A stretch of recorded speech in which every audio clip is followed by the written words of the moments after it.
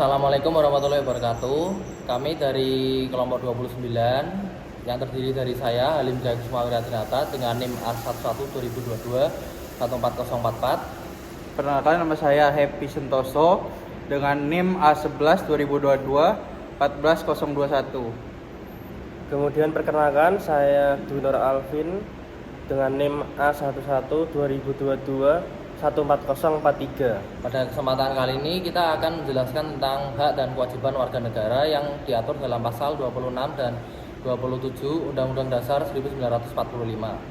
Yang pertama ada pasal 26 ayat 1 yang berisi warga negara adalah orang-orang bangsa Indonesia asli dan orang-orang bangsa lain yang disahkan oleh undang-undang sebagai warga negara.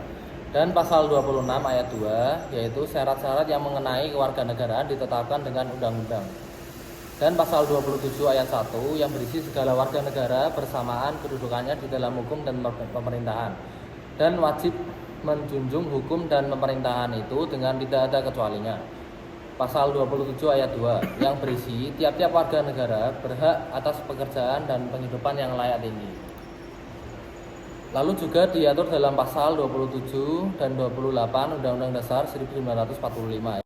Yang pertama ada pasal 27 ayat 3, yaitu setiap warga negara berhak dan wajib ikut serta dalam upaya pembelaan negara. Dan pasal 28, kemerdekaan berserikat dan berkumpul, mengeluarkan pikiran dengan lisan dan tulisan dan sebagainya ditetapkan dengan undang-undang. Lalu yang berikutnya ada pasal 28A, yaitu setiap orang berhak untuk hidup serta berhak mempertahankan hidup dan kehidupannya. Yang selanjutnya yaitu pasal 28E ayat 1 yang berisi setiap orang bebas memeluk agama dan beribadat menurut agamanya, memilih pendidikan dan pengajaran, memilih pekerjaan, memilih kewarganegaraan, memilih tempat tinggal di wilayah negara dan meninggalkannya, serta berhak kembali. Dan ada di 28 dan 30 Undang-Undang Dasar 1945. Yang pertama ada pasal 28E ayat 2, yaitu setiap orang berhak atas kebebasan meyakini dengan kepercayaan, menyatakan pikiran dan sikap sesuai dengan hati nuraninya. Lalu yang selanjutnya pasal 28E ayat 3, yaitu setiap orang berhak atas kebebasan berserikat, berkumpul dan mengeluarkan pendapat. Dan yang terakhir ada pasal 30 ayat 1, yaitu setiap warga negara berhak dan wajib ikut serta dalam usaha pertahanan dan keamanan negara. Kemudian ada hubungan warga negara dan negara. Pertama, ada siapa itu warga negara. Kemudian ada kesamaan kedudukan dalam hukum dan pemerintahan. Kemudian ada hak atas pekerjaan dan penghidupan yang layak bagi kemanusiaan. Kemudian ada kemerdekaan berserikat dan berkumpul. Yang kelima ada kemerdekaan memeluk agama. Keenam, hak dan kewajiban pembelaan negara. Yang ketujuh, hak mendapat pengajaran. Kedelapan, kebudayaan nasional Indonesia. Dan yang terakhir, kesejahteraan sosial. Asas kewarganegaraan ada dua. Yang pertama ada sisi kelahiran yang terbagi menjadi dua macam, yaitu ius soli dan ius sanguinis. Ius soli merupakan tempat kelahiran atau yang dapat diartikan ius sebagai hukum, dalil, pedoman, dan soli atau solum sama dengan negeri. Pedoman kewarganegaraan yang berdasarkan tempat atau daerah kelahiran. Kemudian yang kedua ada ius sanguinis yang berarti keturunan atau darah. Pedoman kewarganegaraan berdasarkan daerah atau keturunan. Kemudian ada sisi perkawinan. Yang pertama ada asas kesatuan hukum didasarkan pada paradigma suami istri ataupun ikatan keluarga. Merupakan inti masyarakat yang meniscayakan suasana sejahtera, sehat, dan tidak terpecah. Dalam menyelenggarakan kehidupan bermasyarakatnya, ikatan keluarga yang baik perlu mencerminkan adanya suatu kesatuan yang bulat.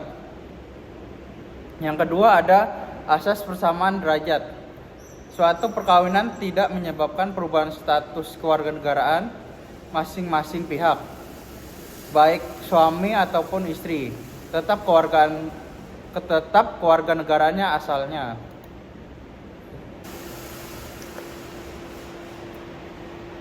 Kemudian ada unsur darah keturunan atau ius sanguinis.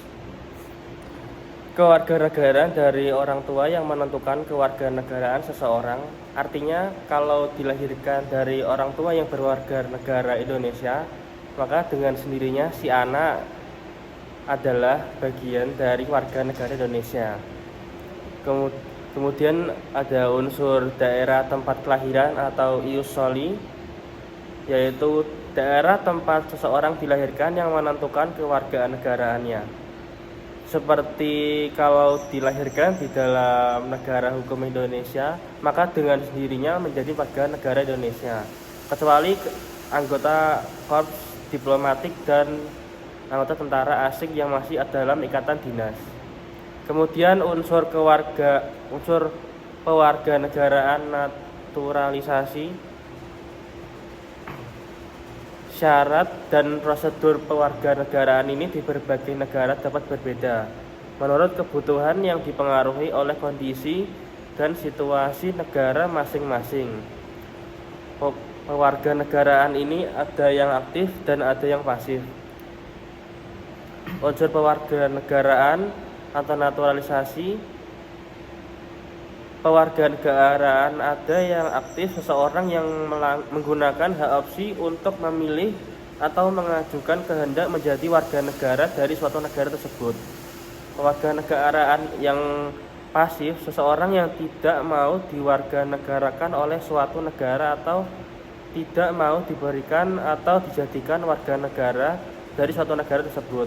Maka yang bersangkutan dapat menggunakan hak repudiasi atau hak untuk menolak pemberian kewarganegaraan.